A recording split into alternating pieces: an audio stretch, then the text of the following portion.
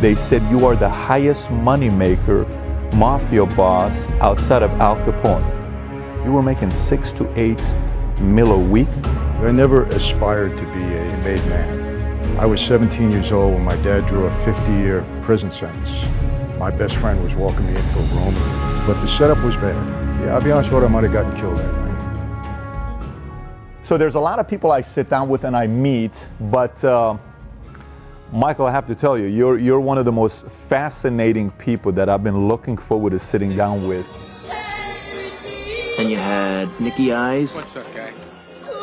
And Mikey Francesi. That guy, yeah, I want to see him. When you hear about the modern day, not even a modern day, you know the movie Godfather, everybody has the poster, and you watch the movie and you hear about Michael Corleone and you think, is there really a character like that? You pretty much are the real life Michael Corleone per se of that story, right? So it's exciting to be sitting down with you. Appreciate you for making the time and welcoming us to your place here. Well, thank you. Yeah, and I have been compared, obviously, to Michael. I think it's a good comparison at times because Al Pacino, he played a terrific role in that movie. Yeah, and there is a certain flow that I watch in the movie with him and I see with you where the mannerisms, it's amazing how close that is with the mannerisms that you have on the way you speak. So let's get right into it. If you don't know Michael Francesi, let me give you some stats. Here's the best way to open it up so you'll know who we're sitting down with. So in 1986, Fortune magazine, November 10th, Fortune magazine does an article saying the 50 biggest mafia bosses, right? And when you go through this, the part in here that's fascinating to me is the following. They have you down on 18th place, right? And then they had John Gotti at 13. So you look at this and you say, well, you're 18, Gotti is 13, and then you have Anthony Salerno at first, and you have some of these other names, Persico, Carmine Persico, who you work with very closely for many years, Salvatore Santoro, some of these names that people know about. The part that I looked at, Michael, there's not a single person on this list where their age starts with the number 3 except for you. Gotti was 46, you were 35. So we're not just talking about somebody who made it to the high level of the Colombo family, the 5 families, the Colombo family yourself. You did it at 35 years old. How was it being raised into that environment and that family? I would say I had a good role model as far as, my dad being a real person of substance in that life. And, I love my father. He was everything to me growing up. And, he was an important figure there. And it's not that I tried to emulate him, Patrick, because I never thought I would be part of that life growing up. I had different thoughts. I was an athlete. I was going to school. I was going to be a doctor. But once I made a decision to get into that life, I had, as far as I was concerned, the best guy in the world to model myself after, and that was my dad. I learned a lot from him. Directly watching all the things that was taking place.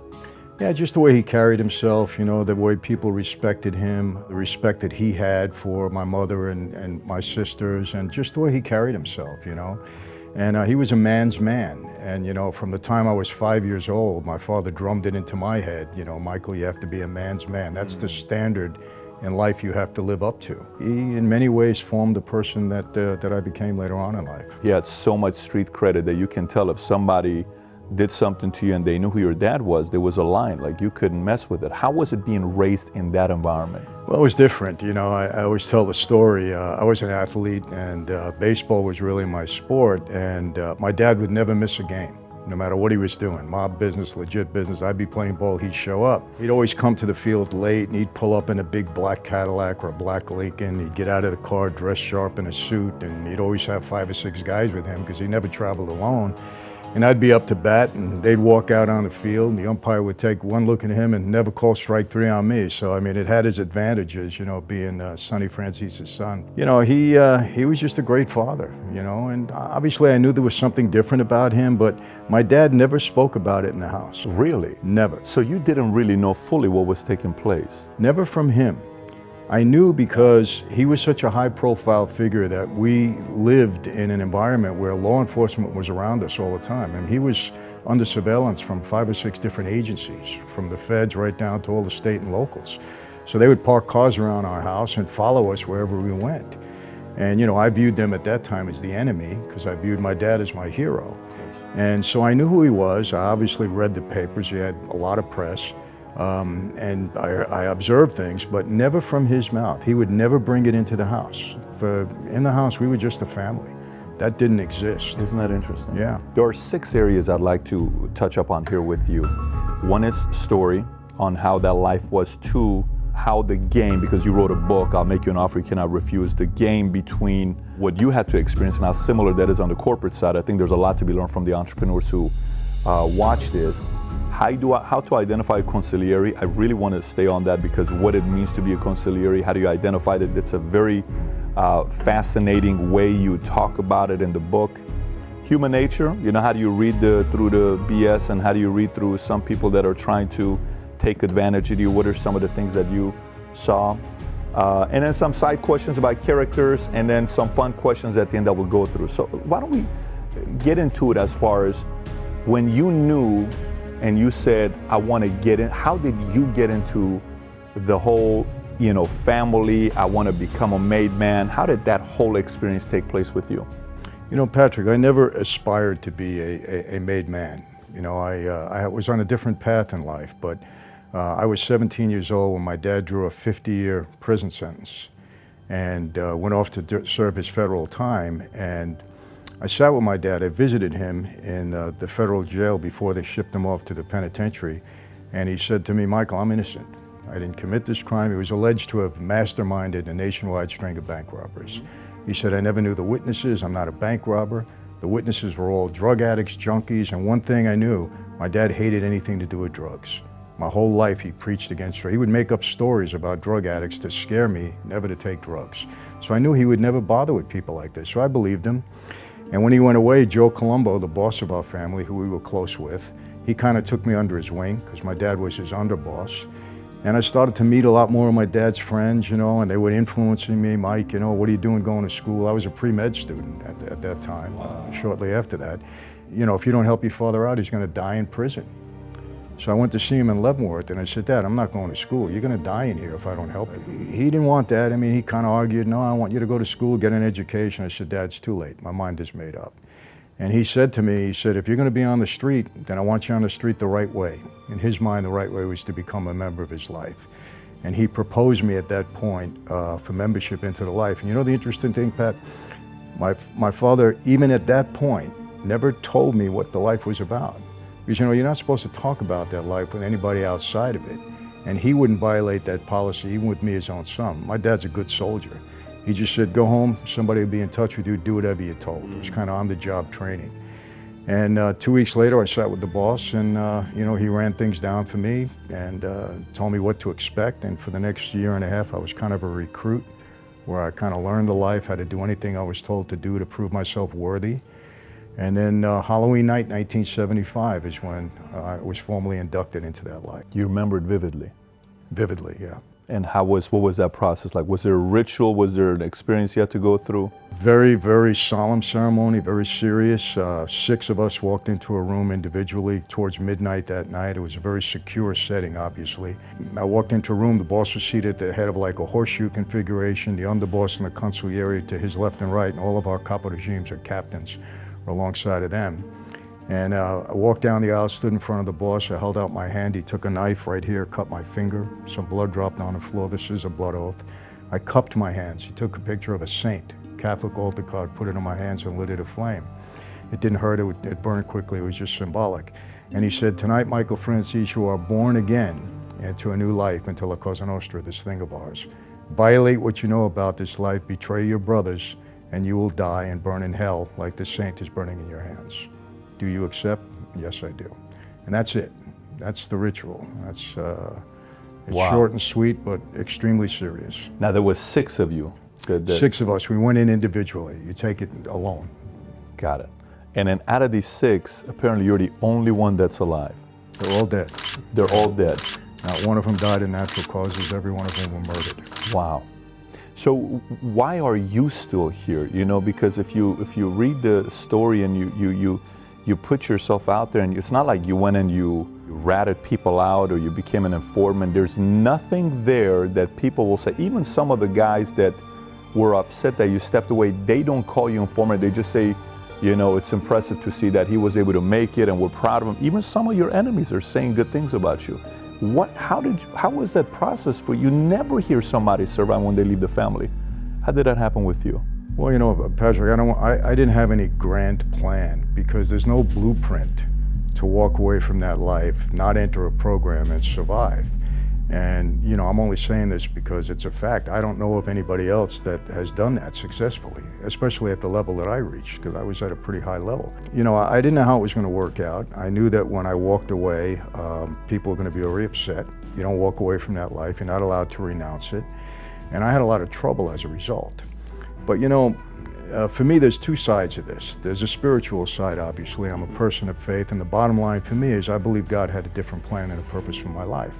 And over the past 20 years, I've seen more evidence of that, and I'm very secure with that. It's God's plan. But aside from that, you know, I realized that God never throws you into the fire without preparing you first.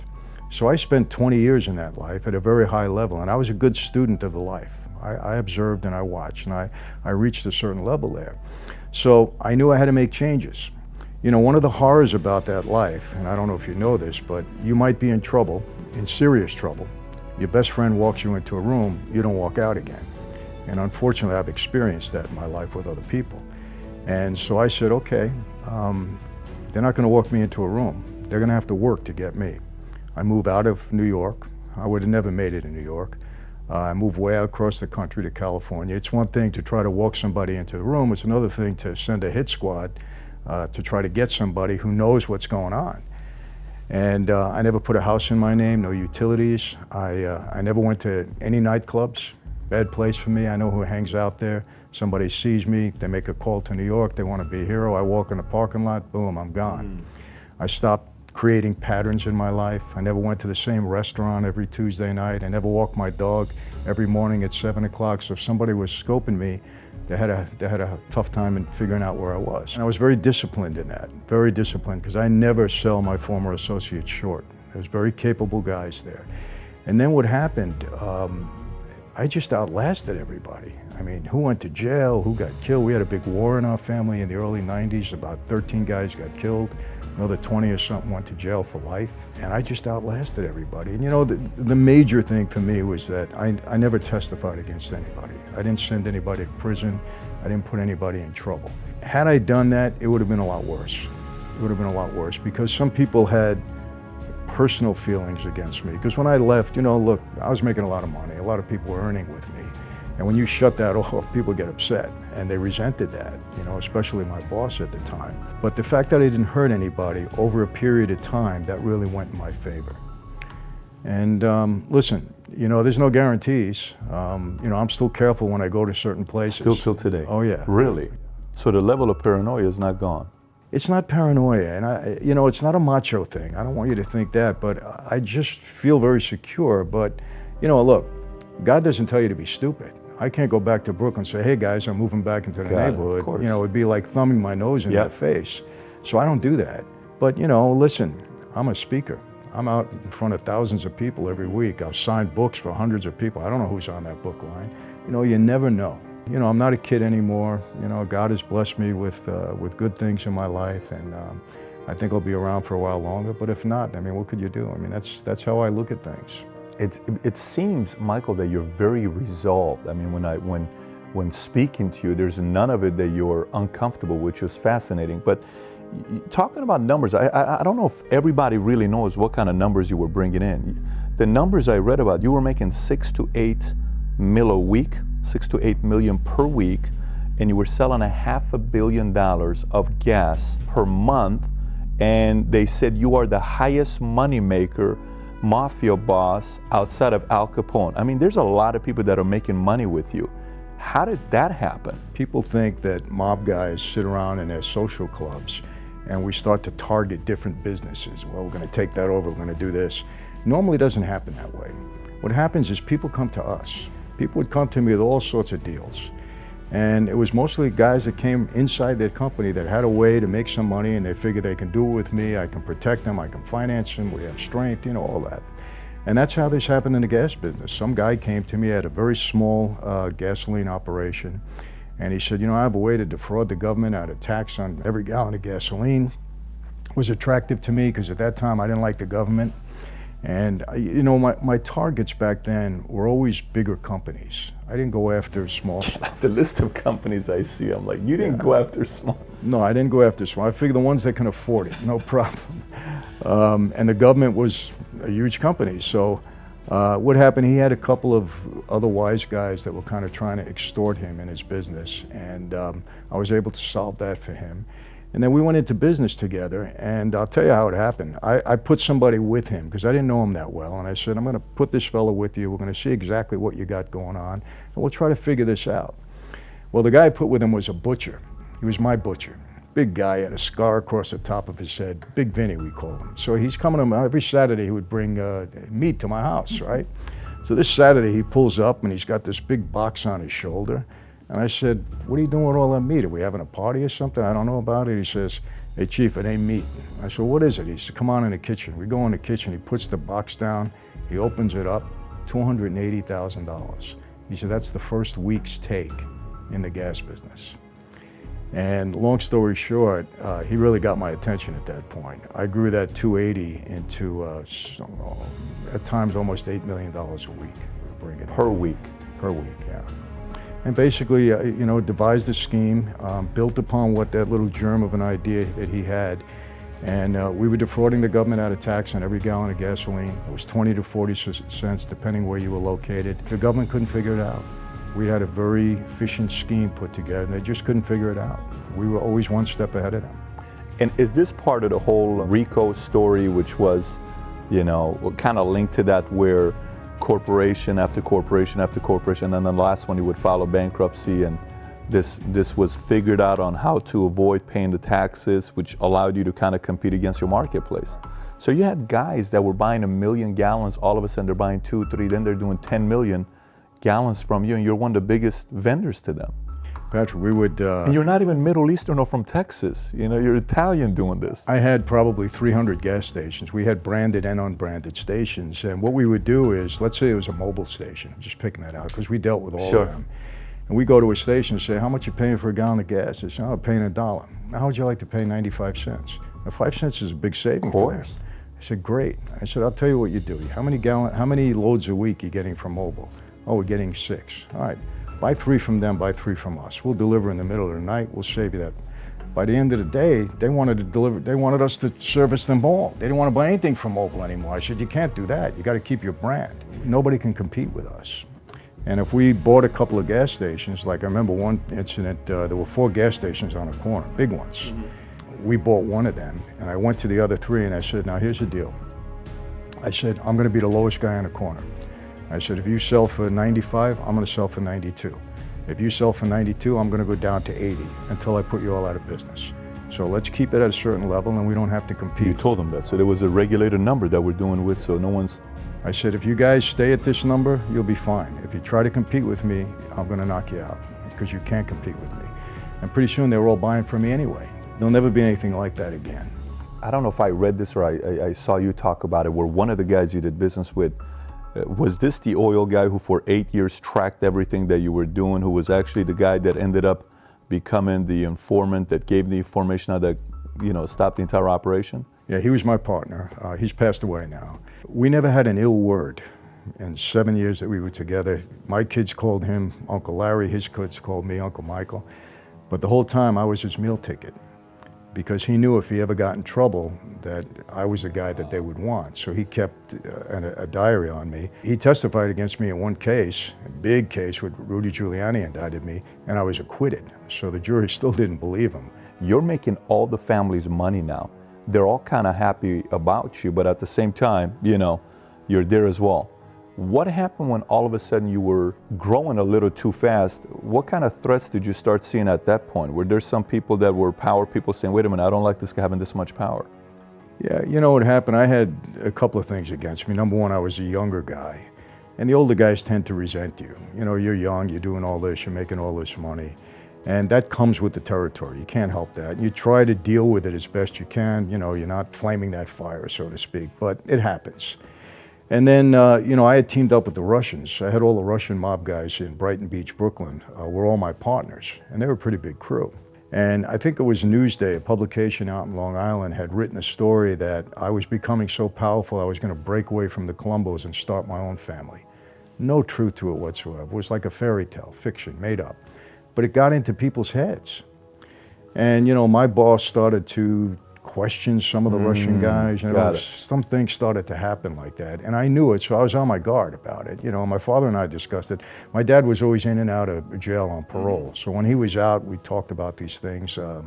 But I knew I had to watch myself. You know, it comes with the territory. What was the one event that happened where you're kind of like, listen, I got to start taking a look at what's going on with me? Was it Joey Colombo's story? Was it the Castellano, what Gotti did to him? Or what was it where you're like, listen, I'm going to start paying a little bit more attention on what's going on in the marketplace right now? You know, it wasn't that. It was an incident that I had personally with my boss when they basically walked me into that room and really put me on the hot seat.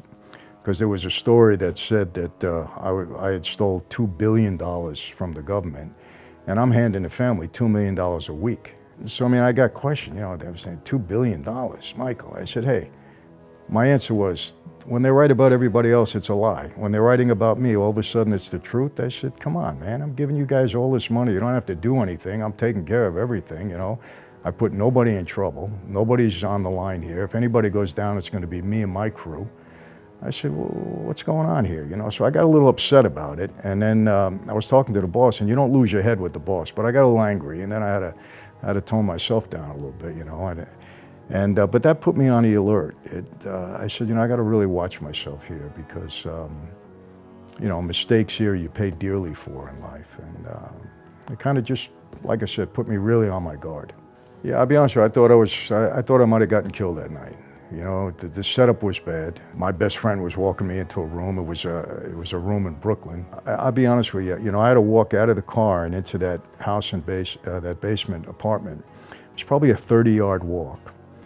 That was either the longest or the shortest walk of my life. Yeah, I mean, as I speak now, I can hear the crickets chirping, and I can remember the smell of the flowers. Unbelievable. Yeah, because you know, Patrick, I learned something. When you think you're going to meet your maker, and I wasn't a religious guy at that point, you start to pray. And I was nervous. I tried not to show it because I said, hey, if this is it, this is it. You kind of get conditioned in that life. But yeah, that was the night, and I didn't appreciate it. Years later now, because you hear stories that your father was involved and he wasn't involved. How do you feel about that whole situation? Where was your dad really kind of saying, let's find out if Michael is really making this money and I'm not, you know, we're not getting a piece of it? How did you respond to that at that time? I think my dad kind of threw me under the bus a little bit that night. He, you know, he went in separately, and I was told that he didn't defend me. He just kind of backed off and said, hey, if my son is stealing, he does everything, I don't do anything. I'm on parole, he handles everything. And were you guys on bad terms at that time? No, we were on great terms. Wow. And it really hurt, you know, because I said, man, it kind of gave me really pause, because I said, you know, if this life can separate father and son, what do we really have here? I never said anything to him, because, you know, again, in that life, you learn to keep things quiet until you're the right time. And but it really put me on notice that I got to really be careful. I was very disappointed in him. It didn't change my love for him or anything, but I was really disappointed. It really hurt. How do you, from a moment like that, that's a big scar. This is a man that grew up, you need to be a man's man from 5 years old. You know, he's shaping you into who you are, and he's coming to your games, he's always at your game. How do you, from that moment, trust anybody else and not believe that, you know, at some moment somebody could turn on me? Is that the faith part that completely changed it, that brought the peace? It did. You know, I understand my father. I know he's really a product of that life, and I kind of understood, even though I didn't appreciate it. I knew my dad still loved me. It wasn't anything like that. It's very hard to explain to anybody else. Like, even my wife has a real problem with this. She says, you know, how do you forgive that? I used to tell her, you know, don't worry about it. It's okay. And, you know, we have this special bond between us, and I understand the life. I'm a product of it too. But it was still disappointing, because I would have never done that to him. But I'll tell you what, I almost thank him for it now. Because I'll tell you this, Patrick, I met my wife 2 years after that. And that's when I made the decision to walk away from that life. But if this incident didn't happen with my dad, I don't think I would have ever walked away. Wow. I think that was God's way of separating me from this bond or this hold that my dad had on me. So I look back and I said, actually, it was a good thing, because I don't think I would have walked away. It's amazing how you process it that way. I mean, I don't know who can sit there and go through that and not think of it a different way, but the way you're processing is the man that did this to give your life maybe a second chance type of a situation. Very interesting. So, and now he's 100 years old. You know, you were telling me, you know, he had a surgery recently. He's doing good. He's still sharp. He thinks he's going to live a long time, which is great. He still talks to me like I'm part of that life. I mean, he's unbelievable. Is he still reminiscing and telling old stories? You remember Michael? Or? Yes. You know, I always say this. Look, my dad did a lot of rough things in his life. So did I. I went to jail for a crime that I was guilty of. But, you know, that particular crime that he did 38 years in prison for, he was innocent of. And I'll take that to my grave. Really? Oh, 100%. I investigated that case, spoke to every witness. They recanted their testimony. We gave them lie detector tests, proved they lied at the trial. The FBI was complicit in turning them against my dad. It was a bad case. He was framed, 1,000%. People say, well, you know, he got away with so much. Mm-hmm. That's not how our system's supposed to work. They have enough tools and weapons, the government, to get people the right way. They're not supposed to do that, no matter what or who you are. Because if they do it against the bad guys, one day they can do it against the good guys if it suits them. So I always tell people, look, you wouldn't want my dad's life in the last 50 years. That man suffered. He did 38 years in prison.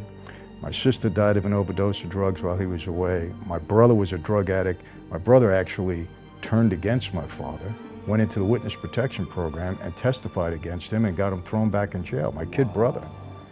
I mean, my father was destroyed over that. Wow. You know, my mom passed away in the last years before she passed away.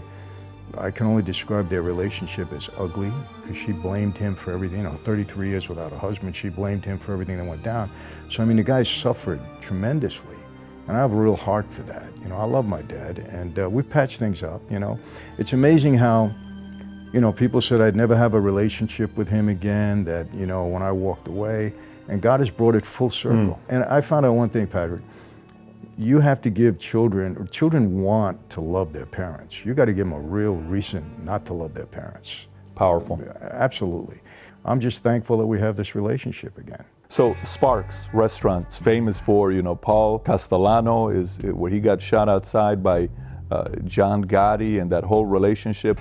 How was Paul Castellano? Was he really just a money business guy? I knew Paul. I didn't know him well because he was a boss. I was young at that time, but I was in his company quite a bit, and I did have an incident with him. And quite honestly, you know, the word on him on the street was not great. I don't think he had a lot of real friends on the street, especially in the other families. I know in our family they didn't talk well about him. More of a business guy, you know, that kind of a thing. I think people think that maybe he didn't earn the position that he had because he was so close to Carlo, and Carlo gave him that spot. You know, it went down with Gotti. I mean, it was either him or Gotti at that point, and John made the move. And, you know, in our life, there's no election process. You know, if you're going to take over, you're going to take over the hard way. You don't rival a boss and look for votes. You rival a boss by eliminating him. You know, look, money is always at the root of just about everything there. You know, if you're good, you make people earn, people like you. That's the bottom line, you know, and if they don't like you, they'll tolerate you because you're earning with them. But he was kind of known to be a greedy guy, and he didn't fit the profile of the real mob boss in a way, you know.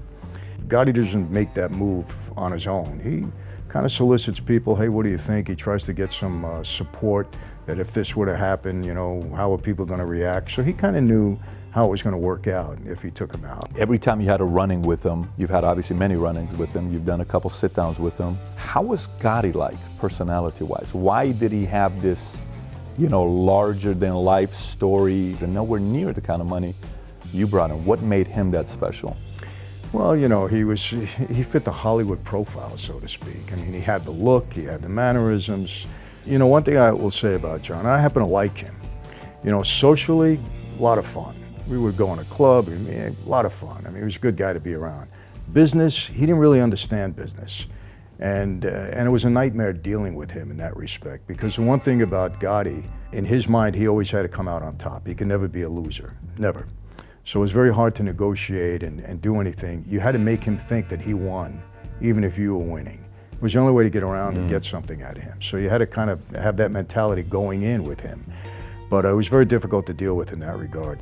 I respected him because he made no bones about who he was. Yeah, I'm a gangster, I'm a mobster, I love this thing, that's all I am, and that's all I ever want to be. And he was public about it. Yeah, he was public about it, and that was it.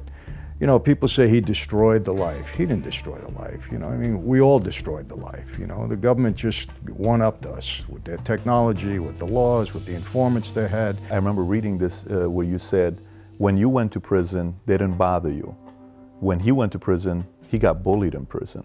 My father taught me something. He said, Mike, when you go into prison, remember 3 things, 3 words that are going to make you have an easy go of it with other guys. Remember to say, please, thank you, and excuse me. You know, because you bump into somebody, excuse me. You know, you ask somebody, please, may I have this? You don't cut in front of people on the line, because so many guys, rather, I should say, that got no respect on the street, want to get all the respect in there because they're putting on a show for everybody else. So little silly things become major things in Got there. it. So you can't throw your weight around. Now, you can't take any nonsense, but you know, people have to understand, you may be the silent type, but don't mess with me, and I'm not going to disrespect you, don't disrespect me. And John carried himself differently, paid the price. And I know a few guys that did that, so. Business. You wrote this book, I'll Make You an Offer You Can't Refuse. When I read books, you know, I'll leave my mark and write down. I made so many marks in this that was just, and it's a small book, and I'm amazed. I will tell you, if you haven't read this book, you have to read this book. It was in '09, which social media wasn't around. I hope we can make this book become a phenomenon, because I think every entrepreneur, salesperson, leader must read this book. So make a list of it. We'll put a link on the bottom for you to get as well. You linked it between business and the Mafia life that you went through, and you talked a lot of different parts of it. Tell me about the sit down, which was obviously very big in the business you were in. And sit down to us, maybe we go into a boardroom and you know, we're sitting and negotiating with our investors or you know advisory board, whatever it is. How was sit down like for you guys? Well, it was the basis or the format in which we resolved everything. I mean, anytime we had to resolve a business dispute, something more serious, we did it at a sit down. That's what we called it. It's funny because my publisher, after they read that chapter, they don't have any more meetings. They have sit downs now. You know, the whole place is a sit down. These were high level, very sophisticated meetings, believe it or not. And we had certain rules. You know, if you're a made guy and you're at a sit down, you had to be respectful, no matter what the situation was. In other words, if I'm a made guy and I'm arguing something and I'm lying and you know I'm lying, you can't call me a liar. If you call me a liar, you lose the argument automatically. You have to figure out a way to make people know that you're wrong, that this guy is wrong and I'm right. And the old timers were very tactful at this. You know, they would try to get you into a trap where you would just say something and you're done. It's all over. So you had to really learn how to respectfully get your point across, and you had to know the mentality of the personality of the person going in, or you don't defeat them. These old timers were smart. You know, they were cagey. I had so many of these because it was like every day in my life when I was in the gas business, I had somebody trying to take over, somebody trying to get in. Because, you know, in New York, there's a lot of us. And we were constantly engaging with one another on different matters. And I had a big crew, so the guys in my crew got in trouble. I had to sit down with other people. It was constant way of business. So you learn how to carry yourself there. And it really helped me in my negotiation skills in business. It really helped because going in, I would figure out what I wanted, what I would settle for, and I would keep, you know, I learned one thing. It's always great to let the other person talk. Let them talk. Let them just keep talking. Throw out a word that gets him a little bit and he'll talk more. And as he's talking, you can kind of figure out his mentality, his personality, what you can get out of him, what you can't get out of him. And it helped me a lot in negotiating deals later on. And you know, sometimes you may be the smartest person in the room and you don't want anybody to know that. You just want to keep quiet like you don't know anything and let them think they're smarter than you. Interesting. And there's other times when you're not the smartest person in the room, but you want people to think you are. So you have to learn how to have that skill. Were you a big reader? Because what you just said is art of war, right? So, you know, when you're strong, you know, you got to show that you're weak. When you're weak, you got to act strong. So were you one that's, I mean, obviously you read Machiavelli, Prince, that was kind of the Bible for the family, right? But were you always reading? No, I wasn't a big reader, honestly. I became a reader in prison because I have a lot to do. But no, it's just something I developed, I think, along the way. One real talent that helped me, or skill, or two. Number one, I recognized a good deal because I got a lot of stuff thrown at me. And I recognized what was good and what wasn't going to work. And that's important because you can waste your time with stuff all day long. And secondly was, I always say, I knew how to put the right people in the right place and get them and motivated them to do the work properly. My mantra always was at that time, do what you do best and delegate the rest. And then make sure they do the job. And that always worked for me until today. You know, there's things that I'm just not good at and I don't even try to do them. I don't even want to be bothered with it, but I'll get somebody that's going to do them So you had a whole lot team better around than you, me. obviously, Oh helping you yeah, out. yeah, had to. So who was the best guy you saw at a sit down? Were you, every time you went there and you knew he was going to be at the sit down, you either learned a lot from him or you knew this was not going to be an easy one? Yeah, well, Gotti was tough. I mean, you know, you knew going in, you had to just outsmart him and let him think he won, but you get out of there with what you Really? want. Oh yeah. Wow. Yeah. You know, I had to deal with him. Long story short, it may sound silly, but it wasn't at the time. We had a big flea market, a swap meet. And there were two partners there. One of them was an accountant, legitimate guy. And he was my guy. And there was another guy that he was partners with that was kind of a street guy. And they couldn't get along. And the kid was stealing out of the market, so the guy came to me. So I threw the kid out of the market. I said, you can't come back, you're done. We're taking it over. Well, he runs to John. And John says, he gets in touch with me. He says, Mike, this kid belongs to me and half the market is mine. I said, John, the guy didn't even know who you were. He ran to you, now all of a sudden you know him your whole life, you know? That's what happens in that life. So I have a big sit down and we can't get along. And I told my guy, I said, you're never gonna get along with this guy and I'm never gonna get along with John in this market. I said, so we have to do something.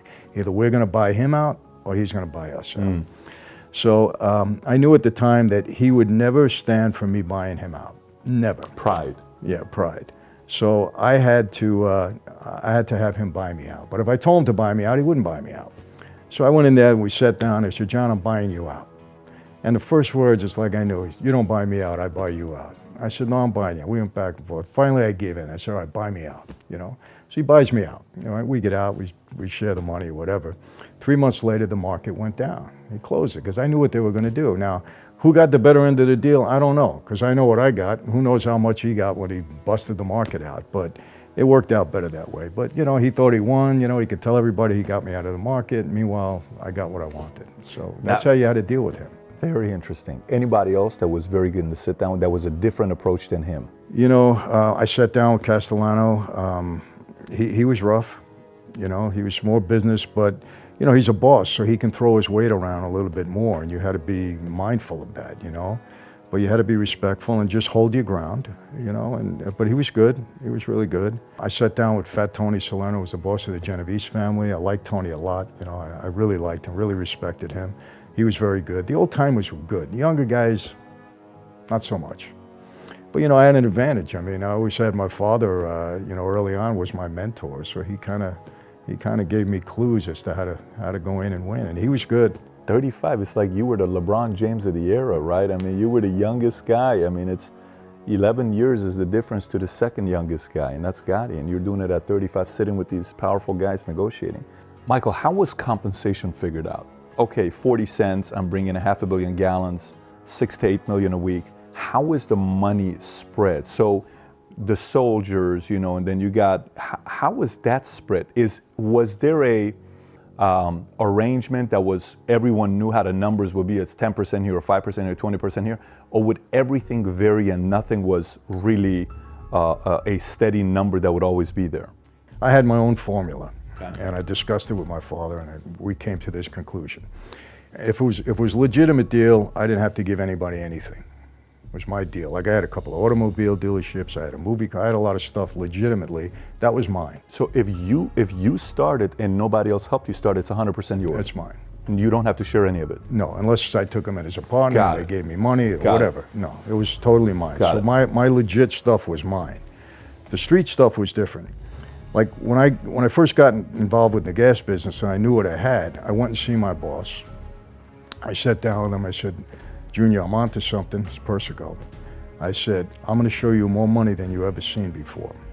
And he said, we don't do drugs. I said, it's not drugs, you know I'm not into that. I said, I'm into the gas business.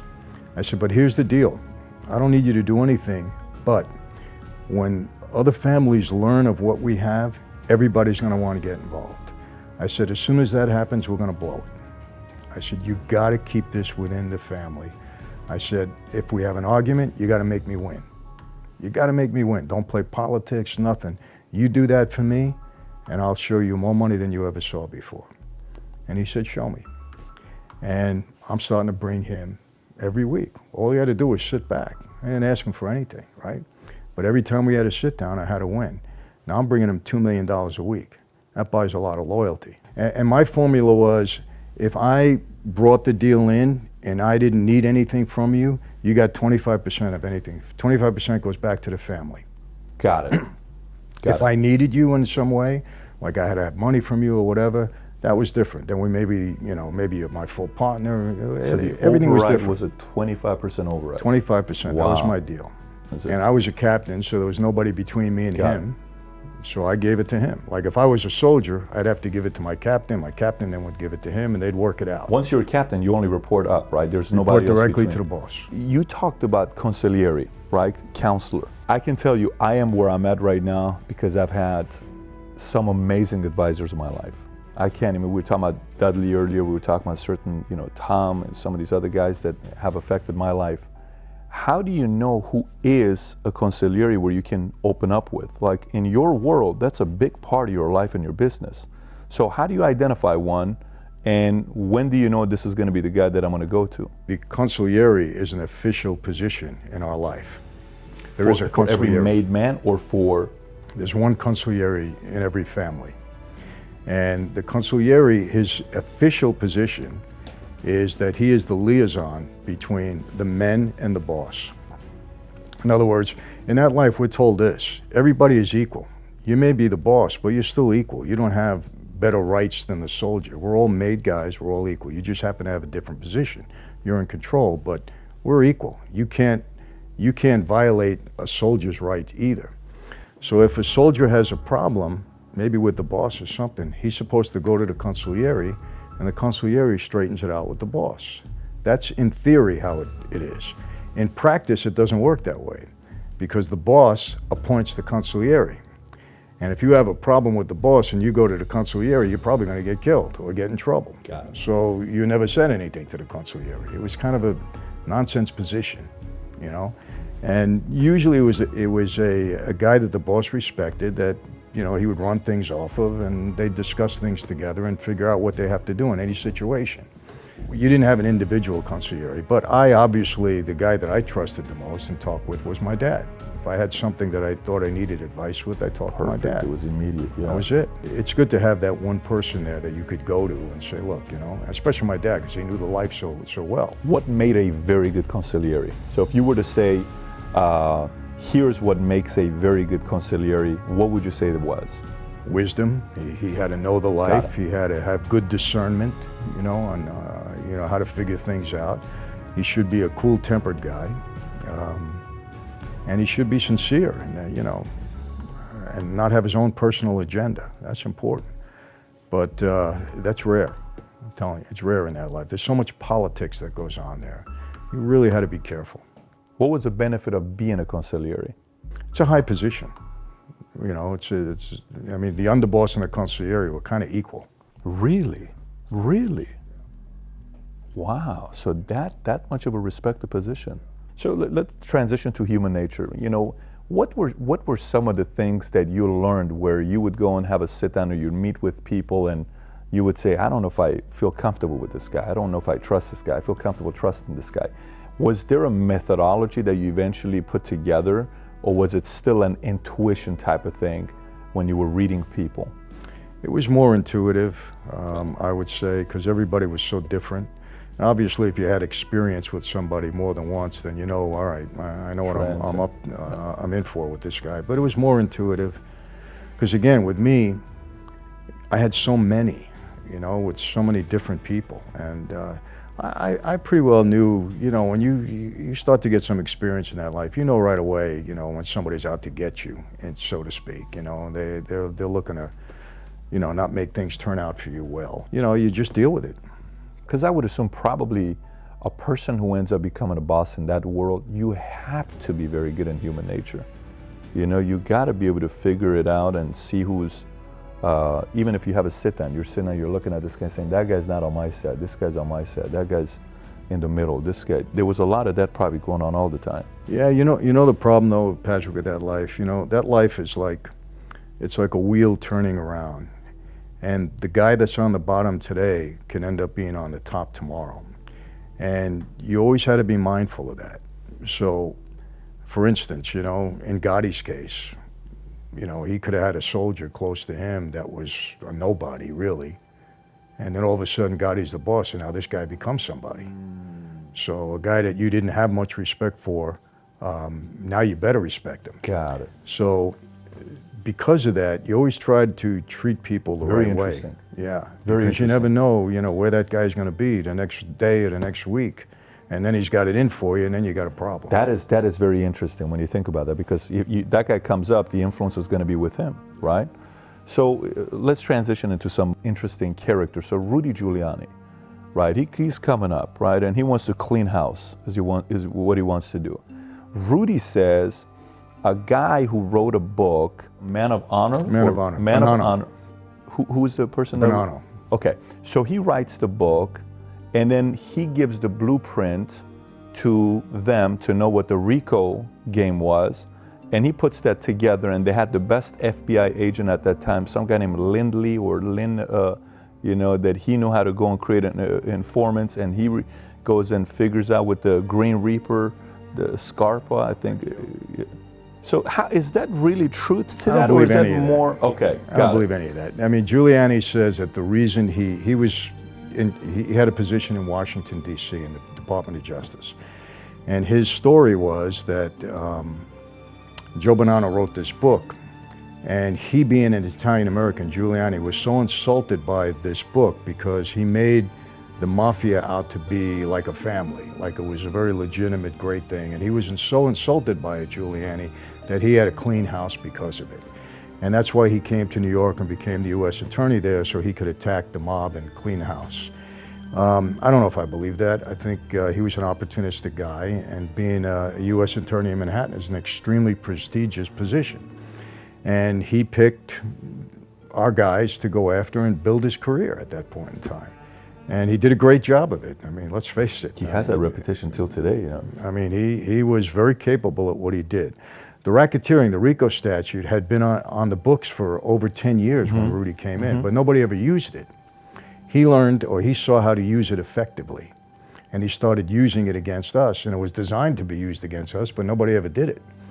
And it's an extremely difficult law to navigate around. I mean, I had 3 RICO indictments. To me, I mean, I think it's an unconstitutional law, but it's a law. Nevertheless, it's on the books, so you live with it. But you know, he just was determined to make his name on us guys, and he did. Did you ever have a one-on-one run-in with him? I had one. Well, in the courtroom, the day I was, he indicted me on a big RICO case.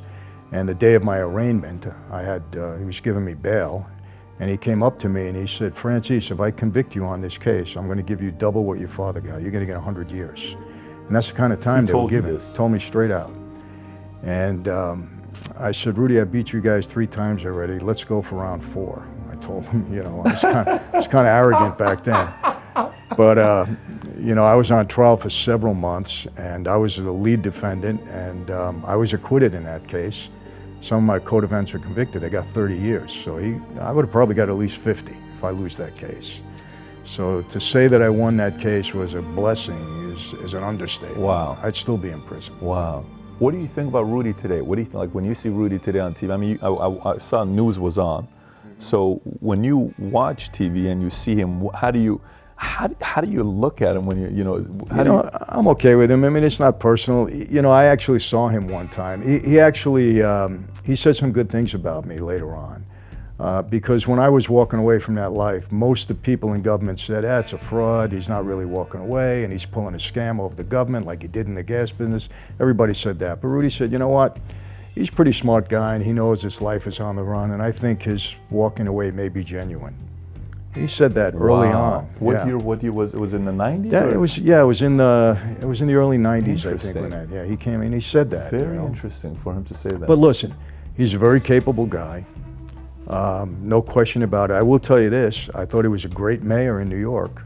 Yeah. I really did. He did a lot for that city, without a doubt. So, I mean, I can't knock his, his abilities. He was good at what he did. He says a big part of it was something about his dad, and his dad said, we can't be bullied in New York, and that was his inspiration, which I'm like, wow, what a thing to remember for your dad to instill, that you get that much drive to want to go against the 5 families. That's got to be a chip on his shoulder to want to do something like that. I mean, it's a good narrative. But if you're going to make your name in New York, you're going to make it 2 ways. You're going after Wall Street or you're going after the mob. That's it. And he chose both.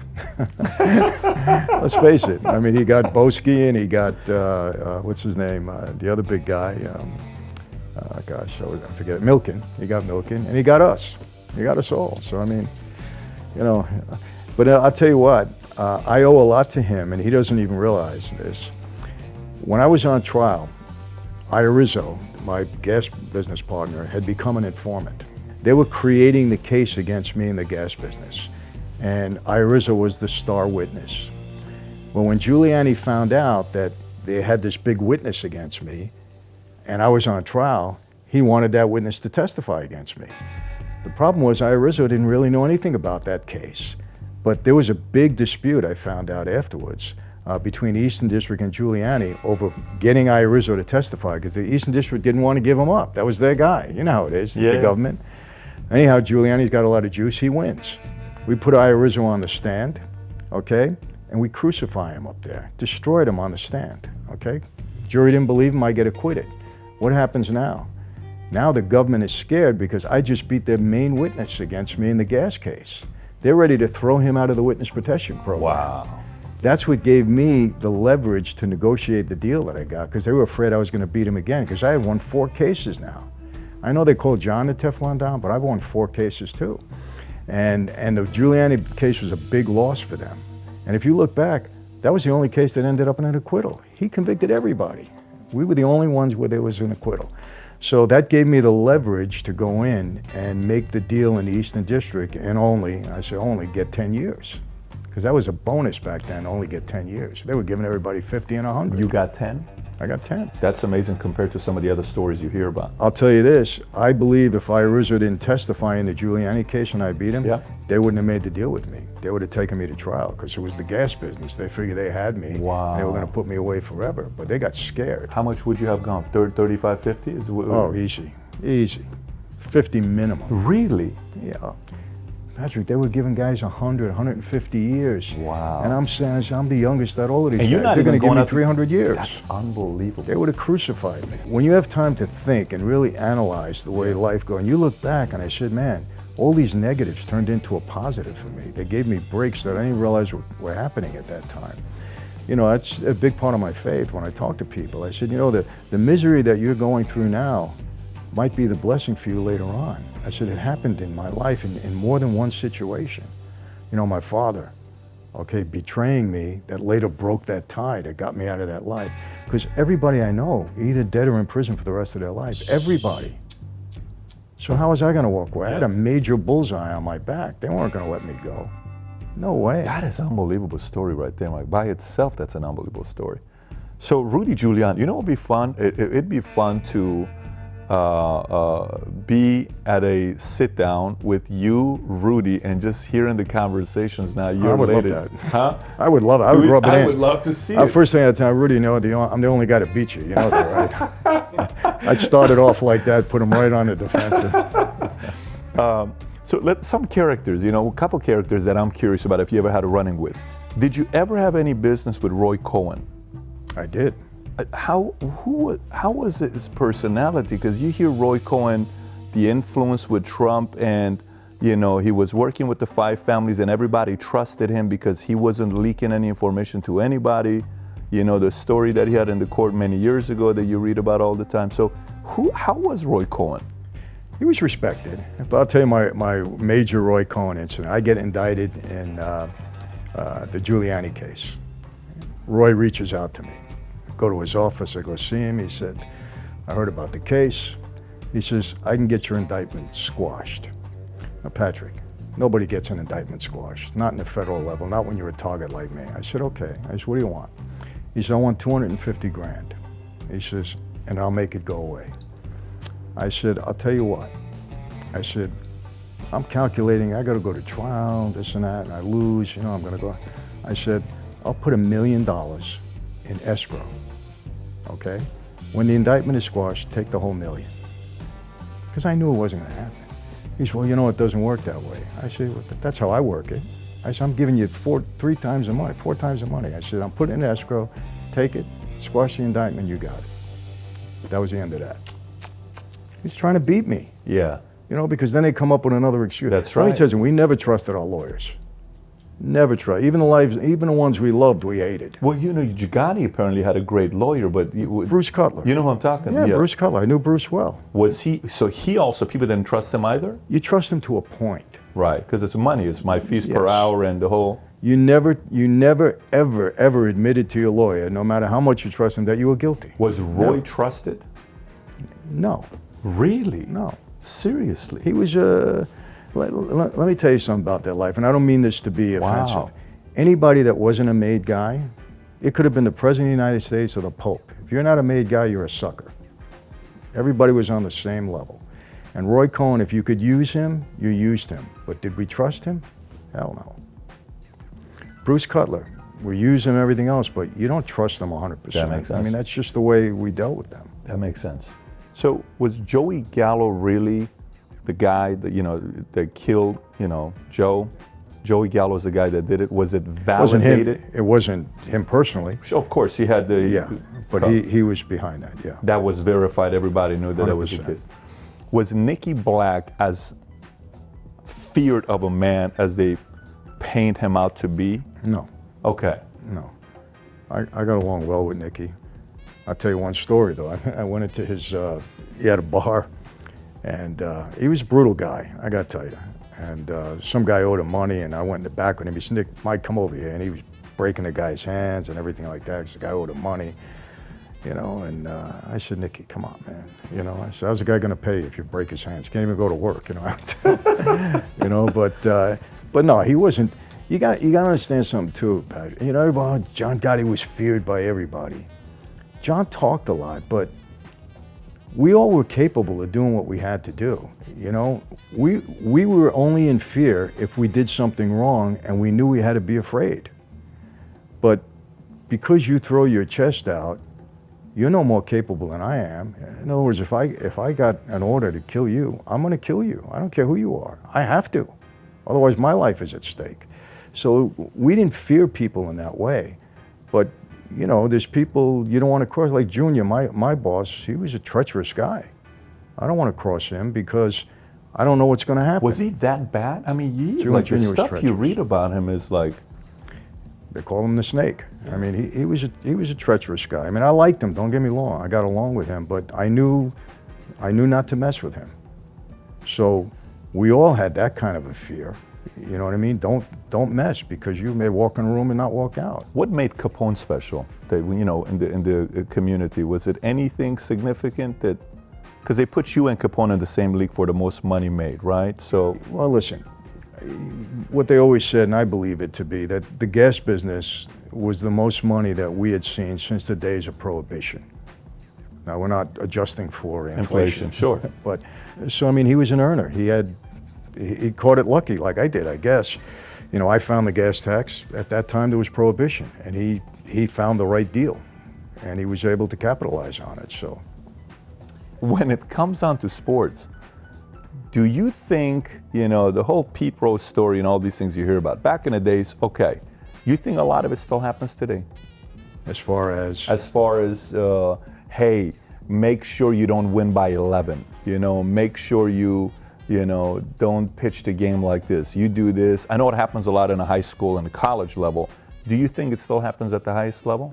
In the pros, I don't believe so, Okay. because the salaries now that these guys make, you know, they can afford to lose. They'll pay their bets. They'll pay their debts, you know. Back in my day, it was a different story. You know, I had bookmakers working for me, and we had a lot of athletes gambling with us. And I remember bookmakers calling me up, hey, Mike, so-and-so is into me for 25 grand. Should I cut him off? I said, why would you cut him off? All you're doing is writing an entry on a piece of paper.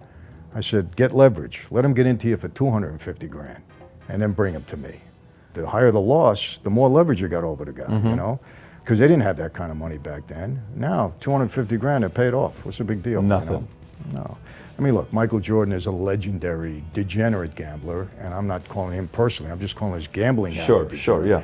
The guy can lose $1 million a week and wouldn't faze him. Yeah.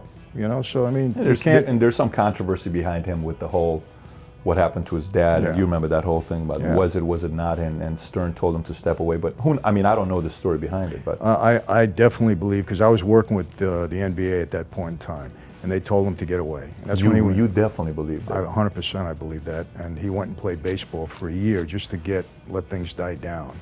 And then he came back. You know, yeah. I mean, that was the inside talk at that time. I read both sides, and I'm like, you know, it's kind of convincing. I just don't know for me to say that, but you hear some high credible sources saying that, you know, that this took place. Last few things here before we wrap up. So you got a new project coming up. I literally got an email a week ago. It says, hey, did you know Michael got casted for a movie with Tom Hanks and, you know, with Katarina Radivojevic from, you know, Croatia, or, you know, the movie's going to be in Croatia. It's a $50 million budget. How did this all of a sudden happen? You know, I movie. had a role in a movie recently called Let There Be Light with Kevin Sorbo. And long story short, how that happened, the writer is a good friend of mine. He wrote me into and then he said, Mike, I want you to play the part. I had no intention of doing it, but I ended up doing it. It was an ex-mob guy who became a pastor. Big stretch, big stretch for me, right? So I was basically playing myself. But, you know, I'm involved with a fellow by the name of Tom Creel. And Tom is, he goes after black money. Black money meaning money that's used to finance terrorist groups, and money that's used to go after Christian, you know, martyrs. I mean, to martyr Christians. And he and I are kind of working together. And he created a game rather, called oh gosh, I forget, Eva something, the game, right? And they're creating a movie out of the game. And I think they spoke to Tom Hanks, and he wants to be in it. Let me tell you about this movie. It's an early project, so who knows if it'll ever come to pass. But yes, they want me to play the role, and I said, look, because of the cause, I'll be involved with it. I'm not an actor. I don't intend to be an actor, but I guess if the right thing comes up and it works for you, you do it. So I do know that you had some experience with movies in the past, that you know, had somebody that worked with you, that, you know, you funded some movies, $250,000 that led to another $500,000. So there's some stories there, but what are you working on nowadays? What are some projects you're working on nowadays? A couple of things that are real exciting. My main project right now is I'm doing a stage show in Las Vegas. And it's the history of the mob in Las Vegas set to music and dance. It's a musical. Wow. And we're telling the whole history of the mob from the 1950s, okay, when they got involved and actually created Vegas, right through the 80s when they kind of were pushed out. And I'm going to narrate it actually on stage, and a little bit of my story is going to be interspersed in that, the way we've designed it. But it's a really cool project. I'm very excited about it. It's going to appear at the Plaza downtown. We have a marketing arrangement with the Mob Museum. That's a big museum downtown in Vegas. I have a relationship with them there. And it's going to premiere in May of next year. So I have that. And I've got 2 television projects. One is a scripted series called American Royalty, and that is the history of the mob in New York from the 50s right through the mid-70s. And we're going to tell the story of the 5 families, and I'm really excited about the project because I'm with a great company, and they put together a great showrunner and writer who's got tremendous credits, and I think that's going to go next year. And then I'm doing a true crime unscripted show that's called A Mafia Democracy. And basically, the theme of the show is that we're going to highlight cases where the government was complicit in framing somebody.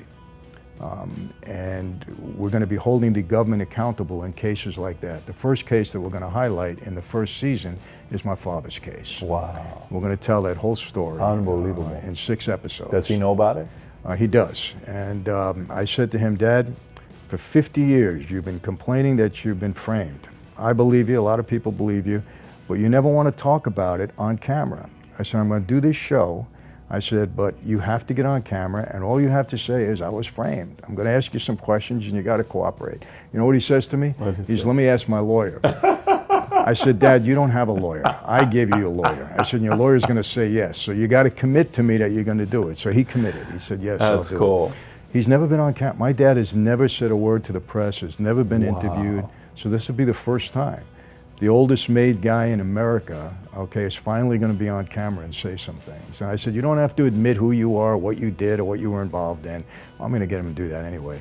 But yeah, he's agreed. I think it's important. You know, again, I want people to understand, I'm not anti-government. I'm not anti-law enforcement. I have many friends in law enforcement. I have brothers in Christ in enforcement.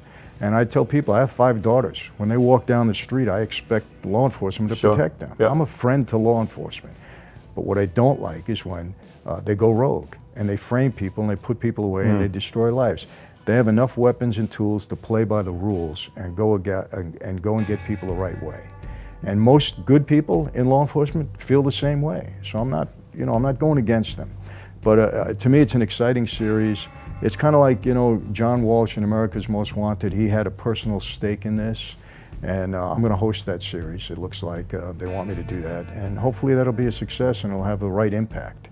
And I'll be honest with you, Patrick, I don't think there's ever been a time in my lifetime where a show like this would be more relevant. Than Because today. the feeling with government is not great today. No, it's not. No, it's not. And you kind of talked about it in the end of your book. If there's anything I would say, when you buy the book, I'll make you an offer you can't refuse. The last chapter really gets into your beliefs about the government and politics and all that, which I think it's very fascinating. Maybe we can talk about that on another time. But guys, again, if you haven't read the book, go buy the book. We'll put a link on the bottom. Michael, thank you so much for opening your home to us. Patrick. Appreciate your time. it. Thank you. Thank you.